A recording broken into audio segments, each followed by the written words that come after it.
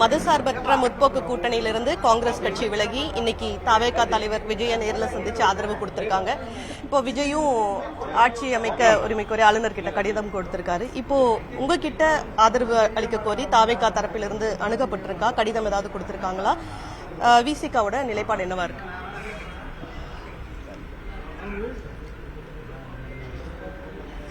தவேகா தலைவர் திரு ஜோசப் விஜய் அவர்கள் விடுதலை சிறுத்தைகள் கட்சிக்கும் அதிகாரப்பூர்வமாக ஆதரவு கேட்டு கடிதம் அனுப்பியிருக்கிறார். கம்யூனிஸ்ட் கட்சிகளுக்கும் அவ்வாறு அனுப்பப்பட்டிருப்பதாக அறிய வந்துள்ளேன். இது குறித்து இன்னும் நாங்கள் எந்த முடிவும் எடுக்கவில்லை.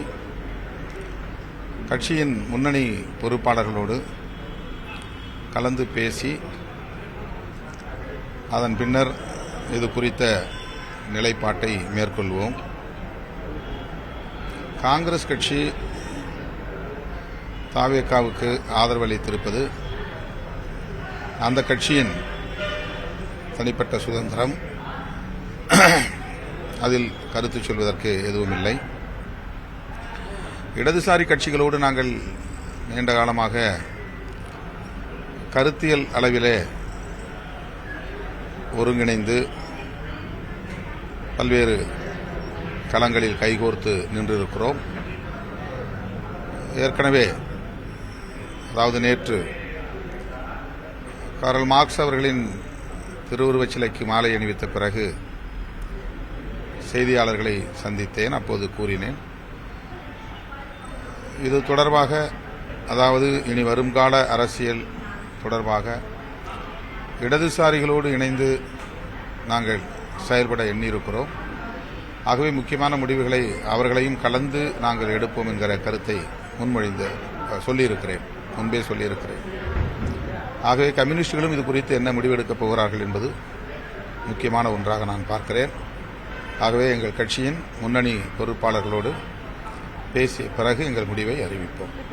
உங்களுடைய கட்சி நிர்வாகிகளோட முன்னணி பொறுப்பாளர்களோட எப்போ பேச்சுவார்த்தை ஆலோசனை நடத்தப்பட இருக்கு?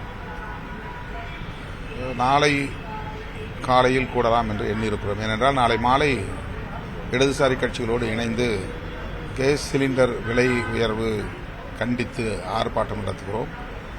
அந்த ஆர்ப்பாட்டத்தையொட்டி முன்னணி பொறுப்பாளர்கள் பலரும் சென்னைக்கு வர இருக்கிற சூழலில் அதை ஒரு வாய்ப்பாக பயன்படுத்தி சந்திக்க இருக்கிறோம். இடதுசாரிகள் கம்யூனிஸ்ட், இந்திய கம்யூனிஸ்ட், மார்க்சிஸ்ட் கம்யூனிஸ்ட் கட்சி எடுக்கக்கூடிய முடிவோட அடிப்படையில் தான் விசிகாவோட முடிவும் இருக்குமா? இல்ல அவர்கள் ஒரு வேலை மறுக்கக்கூடிய பட்சத்தில் விசிகா என்ன முடிவு எடுக்கும்? அவங்க 8ஆம் தேதி தான் சந்திக்க போறதா சொல்லியிருக்கிறாங்க. அந்த முடிவு எதுவாக இருந்தாலும் கூட எங்கள் கட்சியின் முன்னணி பொறுப்பாளர்களுடைய கருத்து முக்கியமானது.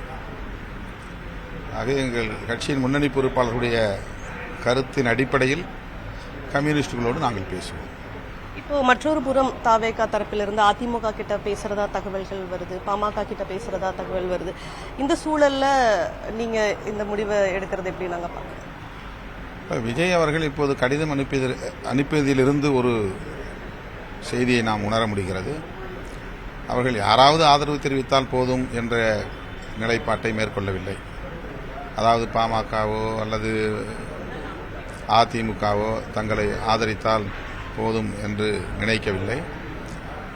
காங்கிரஸ், இடதுசாரிகள், விசிகா, முஸ்லீம் லீக் ஆகிய கட்சிகளுக்கு அவர்கள் கடிதம் எழுதியிருப்பதன் மூலம் அதிமுக, பாஜக அணியோடு உறவாட விரும்பவில்லை, அவர்களின் ஆதரவை விரும்பவில்லை என்பதை உணர்த்துகிறது.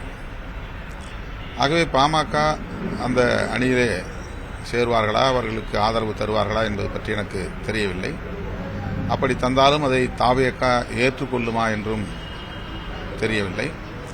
ஆனால் அவர்களுடைய முயற்சி அது அல்ல. பாமக கொடுத்தாலும் அதை ஏற்போம் அல்லது அதிமுக தந்தாலும் ஏற்போம் என்பதாக இல்லை. மதசார்பற்ற முற்போக்கு கூட்டணியில் அங்கம் வகிக்கக்கூடிய கட்சிகளை அவர்கள் அணுகுகிறார்கள், கடிதம் எழுதியிருக்கிறார்கள், அதற்காக காத்திருக்கிறார்கள் என்கிற போது பாஜக, அதிமுக அணியை அவர்கள் எதிர்பார்க்கவில்லை என்று மேலும் உறுதியாக தெரிகிறது. கடிதம் அனுப்பியிருக்கிறதா சொன்னீங்க. ஏதாவது தொடர்பு கொண்டு தாவேகா தலைவர் விஜய் உங்ககிட்ட பேசினாரா? அதெல்லாம் நாளைக்கு சொல்றேன்.